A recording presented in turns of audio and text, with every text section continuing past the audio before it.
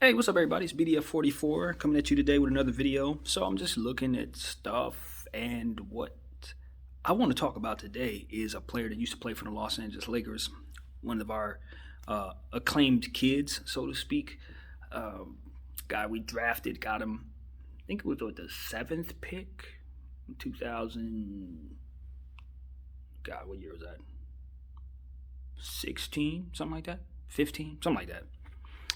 He now plays for the New York Knicks, power forward for them. His name is Julius Randle. He's playing out of his mind, and it's just one of those things where it's like I don't think he's getting enough consideration. Just in general, we talk about a lot of players who are up for All-Star consideration, Most Improved Player consideration, MVP even, and I just haven't heard his name in any of those conversations at all. But I'm looking at his numbers and I'm saying, well, damn, like he's really playing to the level that you want him to play, not only as it pertains to filling up the box score, but doing it on a night to night to night basis and affecting wins for the New York Knicks. The Knicks are now, I believe, I just looked at their record. I think it said 12-14 or something like that, maybe 13-14 or something after today's win, something like that. Close to 500, which is a really good thing for the New York Knicks, if you ask me. And the fact that he has several power forwards to work with in terms of on his team that he has to try to uh, snatch time away from and continue to play well to stay ahead of, you got to consider how he's managing to handle that. And give Coach Tibbs, Tom Thibodeau, some credit as well for getting the most out of Juju. But one thing that I want to mention about Juju is just like his game and how a lot of people are surprised to see him have so many high assist games, and I'm not at all. Julius Randle can pass the rock pretty much like a point guard. If you watch me that I love the art of passing.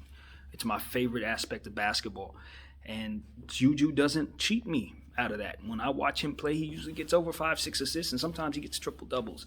He really rebounds the ball better than the average player, to say the least. I think that's his biggest strength is his boards, and he's so incredibly solid in terms of his physicality. He's just incredibly strong, one of the strongest players in all the sport, and you just don't want to deal with him when he's coming at you with a head full of steam. Like guys like Giannis and LeBron James, and players of that caliber, Juju's one of those. You just do not want to take one of his charges. You don't want to be in front of him. One thing that really stands out for me in regards to Julius Randle is one play that he had when LeBron was still playing for the Cavaliers. They came into Staples Center, and I don't remember exactly what the play was, but Juju ran into LeBron James, and LeBron went flying into the fans. Like and you could see LeBron's face and his eyes get big, and you knew that was like the first time he had ever been hit like that. like that. No one has ever knocked him down like that. And it didn't surprise me at all because I had been watching Juju, and drafting him and seeing how he played over the years. He came into the league ready in terms of like body wise. He was always physically ready to go from the moment he stepped on the court. Very unfortunate situation in his rookie season, because as a rookie, he found himself hurt in the very first game of the regular season against the Houston Rockets. I'll never forget it. Just came, he pulled up for a great dunk and just came down on his leg kind of funny and immediately thrived in pain, was out for the season. And because he played that one game, he was not eligible for Rookie of the Year conversations for the following season. So that kind of sucked. But all in all, he bounced back extremely well. And his development was hard to watch. I'm not going to even pretend like it was fun to watch Juju develop. Juju always could rebound. Juju could always pass, but he tended to find himself out of control. He would draw more charges than anybody else, period. I didn't do the numbers on this, but when he was in his first, second, and even third year, this dude drew at least 2 charges a game. Like 2 a game. It got to a point where it was like, Juju, how many times do you have to make the same mistake, fam, before you realize that you just can't drive and barrel into people? Like, it just doesn't work. You're super fast. You have good handles for your size. You could pass the rock, do all these different things, get to the rim, fly all over the place. But you cannot drive into bodies. You just don't have that type of agility to get around them, and they're not going to give you those calls. And he rarely got those calls. So in watching him develop, it was a little tough. But even back then, when he was playing with Larry Nance Jr. and playing with Kyle Kuzma and Brandon Ingram and all these guys he was on the team with, he still managed to stand out and would sometimes get you triple doubles, even before he turned into this player that we now know him to be. I thought the Lakers organization did him in a tremendous solid when they let him go instead of trading him. They let him just kind of walk. And you look at the value of the player and you look at how he departed from the team, it was just a solid. I mean, it's no other way to put it. They just did him a good faith favor as somebody that the Lakers genuinely appreciated as a human being and gave him the best possible opportunity to go after what it is that he wanted. I've been doing that every video. Sorry, when I wipe my phone, it does that. It's a new phone thing. But when you trade him, you could have got a lot for him. When you package him with certain other players, you could have gotten yourself a lot. But at that point, we realized LeBron James was coming, and he wasn't a part of the plan. I don't know that he couldn't play with LeBron James, but I do understand why they wouldn't want them both on the same team together. Play the same position, kind of do the same things. Juju would never be able to live up to his fullest potential because he would always be judged by that super player next to him that does the same stuff he does. So I definitely understood the Lakers just saying, you know what, Juju, we're not going to retain you, but we don't want to send you anywhere. We're not going to do anything funny with you. We're just going to let you go where you want to go.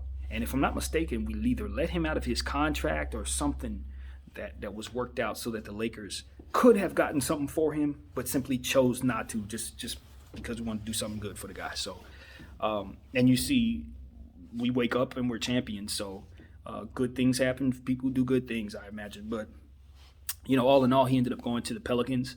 Had a pretty good season there. Got a chance to play with Anthony Davis for a year. And he put up all-star numbers that year, if you ask me. He really took his scoring to the next level. He took his passing to another level with the Pelicans. His rebounding was always up. But he just couldn't get, over the hump. Obviously, AD had one foot out the door at that time. But, if I'm not mistaken, it was AD that welcomed him to the Pelicans. Told him that, you got a spot here if you want to play for our team, we'd be happy to have you. I think that was ultimately what my understanding was of that situation. He stayed with the Pelicans for about a season and a half, 2 seasons, I think, and then signed with the New York Knicks last year. And that situation was just not ideal because we all know what the Knicks did. They surrounded the whole team with power forwards. They used all of their cap on the same damn position, doing Knick things. And, they had another washed year. But this year the Knicks are competitive.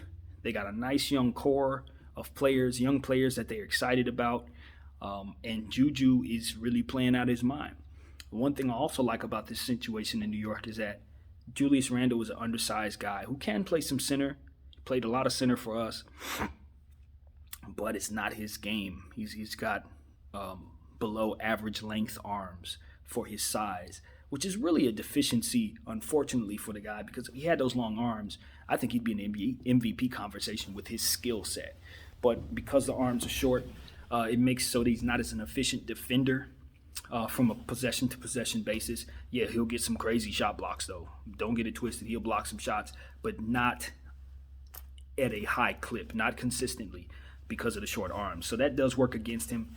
But he makes up for it because he's super athletic. He can jump out the gym, and again, he's made out of steel and moves super fast. I don't want anybody to get lost in this conversation about Juju to think that he's big and bulky and slow. Hell no. That dude will outrun some point guards in this league. I guarantee you. He's super fast, super athletic, super built. Just a man's man. He will run you over if you let him. So, that's the thing about Juju. His agility starting to get there. He's definitely shored up that thing that I was talking about where he drives into people and gets charges every single second. I haven't watched a whole lot of the Knicks, to be honest, so I don't know if he's shored that up 110%. But judging by the numbers, it looks like he's pretty much shook that off of him. But it took 4 years of that, man. It was hard. It was hard. You just knew it. It got to a point where it was like watching Juju.